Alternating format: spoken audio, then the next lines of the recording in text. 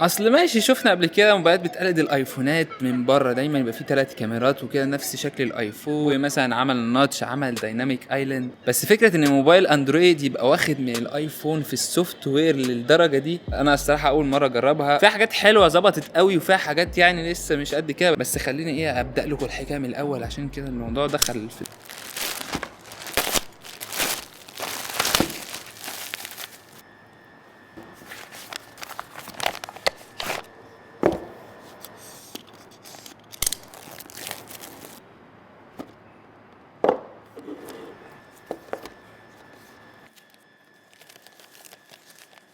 طيب بسم الله نبدا ريفيو جديد. شبابنا عاملين ايه؟ اسمع بس، عشان الموبايل ده اتطلب مني كتير قوي، كل شويه في الكومنتات الاقي اسمه بيعدي كده، فقلت خلاص تعال نشوف القصه دي فيها ايه. واتفاجئت الصراحه، يعني بقى لي كتير قوي ما جربتش موبايلات من اونر. طيب زي ما اتفقنا يا معلم، انا والشباب انت مش متابع بقى ومش موجود معانا فما تعرفش الاتفاقات. ادخل يا باشا شوف الفيديوز اللي فاتت. انا اتفقت مع الشباب ان خلاص الريفيوز من هنا ورايح هتبدا ب ثواني بس اظبط المايك ده، خليه كده شويه، بالكاميرات، عشان ده من وجهه نظري الشخصيه هو الاهتمام الاكبر في الموبايلات، وهي دي الحاجه اللي بقى تفرق موبايل عن التاني اصلا.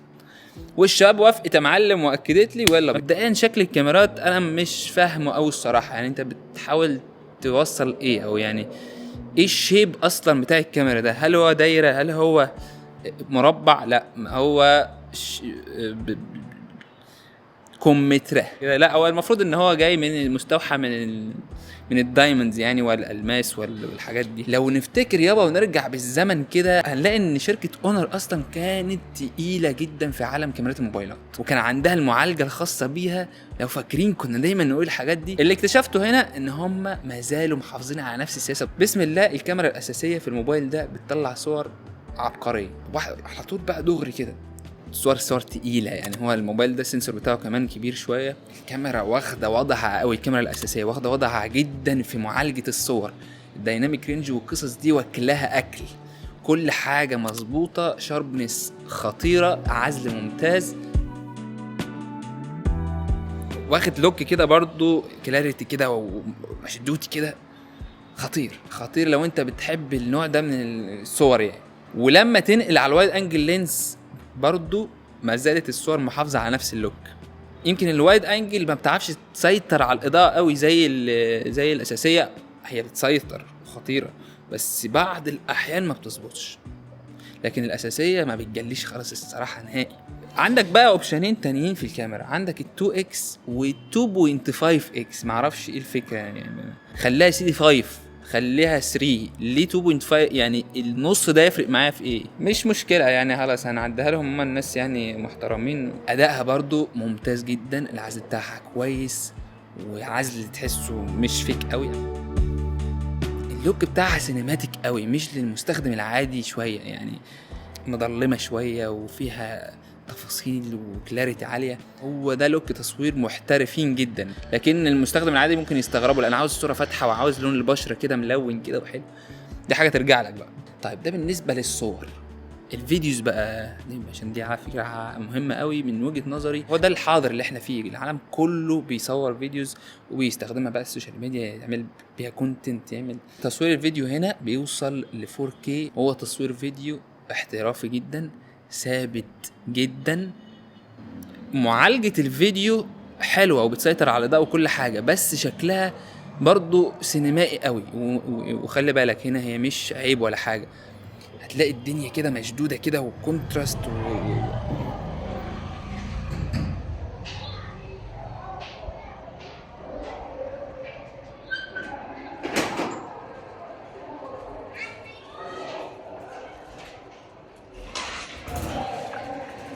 مشدودة يعني ايه؟ ما مش عارف اقول لك مشدودة دي افهمها ازاي، انا مش عارف. بص اقول لك على حاجه، ده دراعي ماشي، دي ايدي، ده تمام، دي تصوير الكاميرا اهو، تصوير سلس خفيف، الحاجه جميله سموز. لكن لو زودت كام بار كده هتلاقي الدنيا اتشدت كده، بقت كونتراست وبقى فيها تفاصيل اكتر ومش عارف ايه. دي الناس اللي بتقعد تعمل بقى فيديوهات للجيم وبتاع عشان يبين عضلاته، بيحبوا الحاجات دي قوي. الموبايل ده شاطر جدا في اللوك ده، حتى في الفيديو. وده على فكره باين في السوفت وير اصلا بتاع الموبايل ان هو عاوز ياخد اتجاه السينماتيك. هو بيجي يقول لك كده شويه ابعاد للفيديو دي مفيش حد بيعملها، يقول لك لا بدل ما هي 16 ل 9 لا خليها 21 ل 9، اللي هو بيبقى حاطط لك بارين كده ومخلي لك الدنيا سينماتيك اكتر ومش عارف ايه. وبالمناسبه تقدر بقى وانت بتصور 4K كده بقى تروح ناقل على الوايد انجل لينس ويفضل يصور 4K مع تثبيت بصري كمان. بص كاميرات الموبايل ده حكايه كاندرويد طبعا. معالجته في السوشيال ميديا حلوه بس عليها كلام شويه.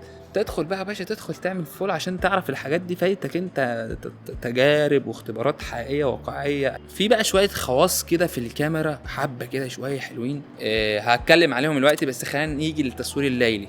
التصوير الليلي ما زال مميز ويعتمد عليه جدا في كاميرات الموبايل ده، وانا مبسوط. انا كنت بحب معالجه الشركه دي للصور.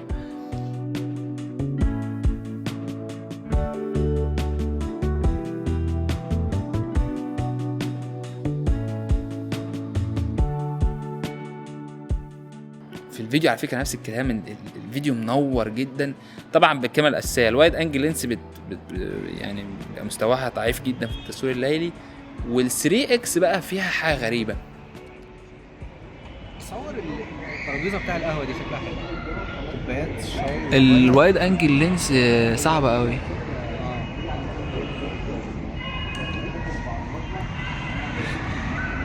وال3 اكس اصعب. لا هي الكاميرا الاساسيه بس. لا استنى ايه ده بيعمل سويتش غريب قوي. بص يروح محول النايت مود ويقوم ايه قلب. بص بس الموضوع اوتوماتيكلي غالبا فما بعرفش يظبطه. تقليل الضوضاء قيد التشغيل. نعرف كده في تقليل ضوضاء يا شباب ولا ما فيش تقليل ضوضاء؟ الكاميرا الاماميه قلت قبل كده ان انا ما بعتمدش عليها قوي في التصوير. انا غالبا بقى بالموبايل يابا وبصور بالوايد انجل لينس 90% من الصور بتاعتي كده، او مثلا بالكاميرا الاساسيه. بس جربت هنا الكاميرا الاماميه فيها حاجه انا برضو مش فاهمها قوي. الصور بتطلع تحسها اوت اوف فوكس كده، مفيش فوكس. ما اعرفش ده له علاقه بالديناميك ايلاند والقصه دي ولا لا. حلو. ندخل بعد كده بقى على ايه؟ على طول على السوفت وير، لان انا متحمس قوي اكلمكم في القصه دي. انا اول مره اشوف موبايل اندرويد مقرب للاي او اس بالطريقه دي. من اول ما تفتح الموبايل الشاشه بتاع القفل اصلا والانيميشنز، كون الموبايل ما بيقفلش للاخر، بيقفل بس في حته كده اماكن الفلاش والكاميرا. حتى تخصيص الشاشه بتاع القفل وتخصيص الخلفيات والكلام ده لما تضغط ضغطه مطوله وكده، نفس الديزاينز نفس الفيتشرز. حتى يعني تقدر تعمل خلفيه عزل خفيف كده، تقدر تغير في شكل الساعه وفي الوانها وفي حجم الفونت. القصص دي الحاجات اللي لسه اصلا متضافه في الاي او اس مؤخرا، مرورا بقى بحاجه زي الكنترول سنتر من جوه. اصلا رصه الاعدادات، السطوع والصوت والواي فاي وواحد للاشعارات وواحد للتحكمات. القصص دي في كام حركه عاملينها في السوفت وير خاصه بيهم وخطيره جدا، عجباني اشوفها، احب اشوفها في الموبايلات كتير. يعني زي مثلا الفولدرز، ان انت لما يكون عندك فولدر تقدر تتحكم في حجم الفولدر ده. خطير لو الموضوع ده وشفتوش قبل كده ومتنفذ حلو يعني، وانت بتفتحه وبتقفله كده الانيميشنز لذيذه. حتى تطبيق الكاميرا نفس الشكل ونفس رصه الحاجه، اماكن الصوره، اماكن الشطر، الفلاتر والاعدادات اللي زياده لما تسواب لفوق كده. حتى شكل الصوت وانت بتعلي زرار الصوت كده، بص وانت بتعلي من هنا كده وبتوطي، ده نفس برضو الاي او اس. هو ده على فكره جامد يعني، جامد وشغال. وانا كمستخدم مثلا الايفون وجاي من الايفون لحاجه زي كده، بحس ان انا متعود على الموبايل اكتر. خلي بالك دي ممكن يكون ده هدفهم، ان هو يبقى اقرب موبايل للناس اللي عاوزه تحول لاندرويد من ايفون من غير ما تحس بان هي تايهه فين زي كنترول سنتر. لا هو لسه في الزون، السيف زون بتاعه. بس انت بتحاول تعمل ايه برضو انت كده؟ اصل انت شركه كبيره، انت مش شركه لسه بادئه يعني، لا انت شركه كبيره يا باشا، ليك اسمك وممكن تعمل يعني. ما اعرفش انتوا قولوا رايكم في التعليقات. الصراحه حاجه غريبه الكلام ده، كمان مع سوفت وير مستقر جدا. مفيش فيه هزار يعني. سوفت وير هنا مع العتاد بتاع الموبايل معش حاسس بنص النص اللي هنا ده. همسك بقى، انا همسك كده معلش عشان احمل على دراعي شويه عشان رجلي ما عادش. واقف على رجل ورجل، ما اعرفش ليه ما توقف على الرجلتين عادي. ما هو يا معلم السلم، انا هقول لك السلم متقسم. اداء الموبايل في المهام اليوميه يعتمد عليه جدا، واعلى كمان من المهام اليوميه. بيستحمل العاب وبيتلعب عليه العاب تقيله، وهياكل وهيدي معاك عادي خالص. وزي ما قلت انا مركز مؤخرا مش على الالعاب اكتر ما انا مركز على تعديل الصور والفيديوز على الموبايلات، لان دي الحاجه اللي يمكن انا شايف ان هي برضو جايه اكتر، والشركات لازم تاخد بالها منها. لان انا معظم الناس بقت تجيب الموبايل علشان شغله مثلا، ماشي في حاجه زي كده، بيعمل حاجه لحد هو نفسه صانع محتوى او عاوز ان كان دي حاجه ما ينفعش نتجاهلها. جربت اعمل ايديت من الفيديوز اللي طالعه من الموبايل عليه، اشتغلت كويس عادي. جربت احط فوتج اتقل شويه، اشتغلت برضو كويس. سناب دراجون يا معلم 4 نانو، انت بتتكلم في قصه تقيله مع الرامات كمان والذاكره الداخليه الكبيره. لا انت مأمن نفسك شويه. كل ده يا معلم بنشوفه من خلال شاشه عملاقه. طبعا سطوعها عالي جدا، ده مش السطوع، ده الفيتشر اللي قلت لكم عليها، يوصل ل 4000 نتس. موضوع ال 4000 وال 3000 والكلام ده بالمناسبه هو مش العادي، ده البيك بتاعه، عشان بس نبقى واخدين بالنا من القصه دي. يعني يابا لما تبقى في الظروف صعبه قوي الموبايل بيشتغل على نفسه ويحاول يوصل للليفل ده من النتس. الفكره ان هي شاشه كبيره اصلا كمان 6 و8 انش تقريبا. الموبايل لا الموبايل كبير بدون حواف تماما، والديناميك ايلاند اللي في الشاشه صغيره، اصغر من بتاع الايفون بشويه حلوين، يعني نص بتاعت الايفون تقريبا، اللي هي بالمناسبه ما بتتفاعلش معاك في اي يعني هي دايناميك ايلاند شكلا بس، او ان هي حبايه في النص كده بس خلاص كده يعني ربنا معاك بقى. عملت الحاجات اللي المفروض الدايناميك ايلاند العاديه بتعملها مش هيحصل اي شيء. التايمر مش هيطلع معاك فوق ولا حاجه، المابس مش هيطلع معاك فوق، ما بتستغلش نهائي الصراحه. غير ان هي طبعا اوليد بقى مع 120 هرتز، و تردد اللمس بتاعها عالي جدا، ودرجات الوان عاليه جدا علشان لو بتإيديت زي ما اتفقنا.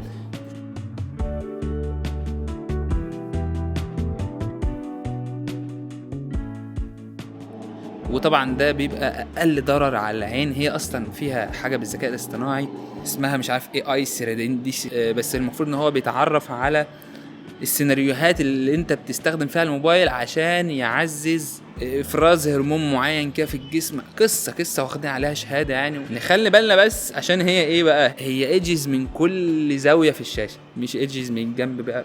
دي ايدج هو خفيف، الايدج خفيف بس ايدج من كل حته، ده مكمل يعني الزاويه دي نفسها منحنيه. حلوه الصراحه، حلوه شكلها خطير كده، وبيفكرني بالموبايلات الاندرويد في عزها. بس طبعا محتاجه لها ايه محافظه عشان اي زاويه من ده تتخبط لا قدر الله. هو بيجي عليه سكرين يعني، بس برضو ايه نخلي بالنا نحط مثلا جراب بارز سن عن الشاشه عشان لو يقع على البروز بتاع الجراب ده. والمناسبه هي فيها برضو بصمه هنا، بصمه شغاله كويس جدا. حتى وانت لسه مش فاتح اضغط بيفتح ده، بس انا ملحقش استخدمها ليه؟ لان انا مفعل التعرف على الوجه، مجرد ما بعمل كده فتح. بص فتح، مفيش طبعا اي نوع من انواع الامان، هو بيفتح بالكاميرا عادي. يكمل بقى القصه دي طبعا التجربه الصوتيه اللي موجوده هنا، ستيريو سبيكر، سماعه من فوق وسماعه من تحت. والسماعه اللي من فوق هنا غريبه شويه، هي سماعه من قدام ومن فوق، من الحافه من فوق، من هنا بص، من هنا كده، ومن قدام برضو، ومن تحت. فلا الصراحه مستوى الصوت وانت بتتفرج عبقري، وتحسه محيط شويه. هو بس بدل ما الاخرام كانت قدام لما عملها من فوق كمان مع نفس السماعه عادي، فاهم؟ فذكيه. قال لك يابا ايه معلش هسند بقى كده اهو عشان رجلي معلش.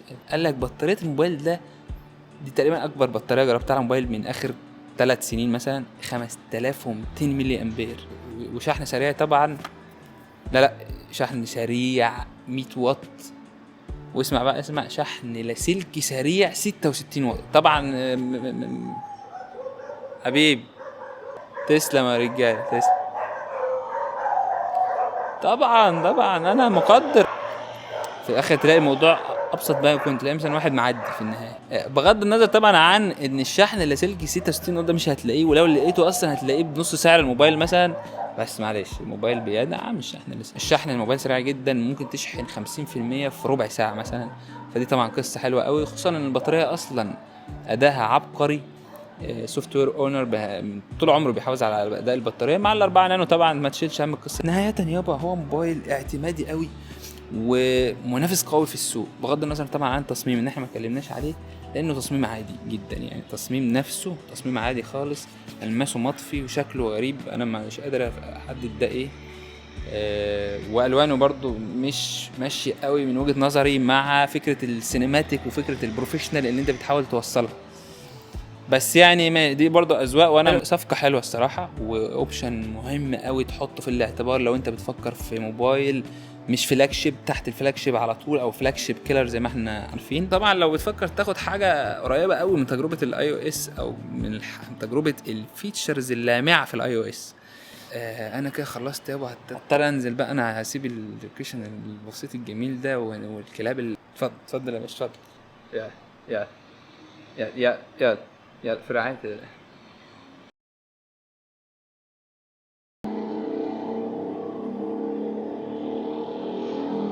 اهلا بكم في سهرة ليلية جميلة على الحان صوت المواتير. طرب.